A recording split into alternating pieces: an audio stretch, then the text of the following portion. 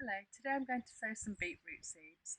Beetroot is not only really good for you, but it's really easy to grow. So to start with, I'm going to channel out a drill, and I have already pre-watered it. Then sow thinly, about an inch deep. When you're sowing beetroot, the rows should be approximately 30 centimetres apart. And cover with soil.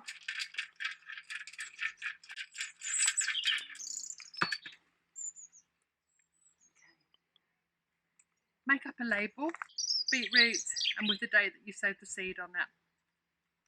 And then pop it in to each row.